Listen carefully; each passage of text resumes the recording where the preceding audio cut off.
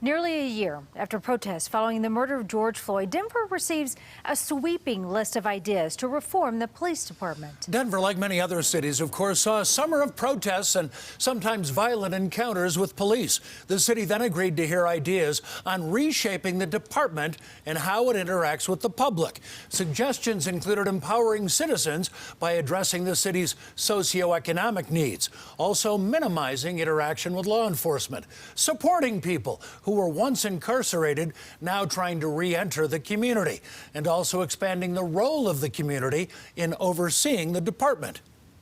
How do we come up with some solutions to these problems that have been plaguing our communities for too many years? It's a way for policing to change in the city so that policing in Denver is now approaching our citizens and our community in a healthier and safer way. And the city says it does want to make meaningful changes to improve public safety as Denver opens up more and more. The police department is focusing on 5 hotspots. These areas total less than 2% of the city's land, but more than 26% of the murders and aggravated assaults last year happened in these neighborhoods. So did almost half the other violent crimes, including shootings. CBS 4's Alan Gennett visited one of those areas of concern. And Alan, you talked with an officer who's concerned about the changes.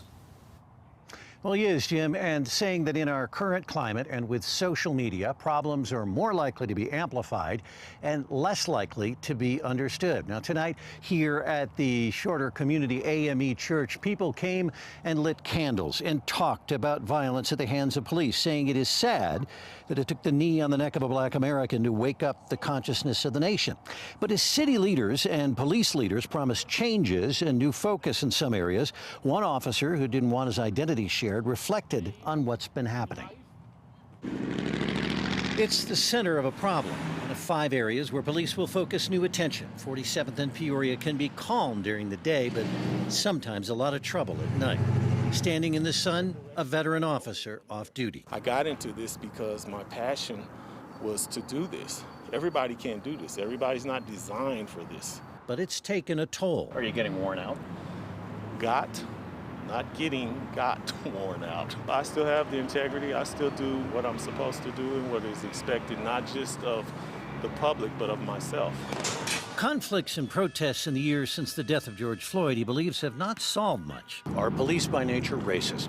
I don't think so. I don't think so by nature, because you have racism across the board. If I came from a neighborhood and I didn't have a lot of interaction with minorities, then when I look at a minority, I might not be able to distinguish. There is a difference. He's concerned police are now second-guessing themselves. I'm talking about the officers that are doing their job, and they're like, well, what should I do? In a situation not quickly remedied. Can things get better? They can get better. I can't sit here and say you can fix it. It's not going to be an overnight fix because it didn't happen overnight.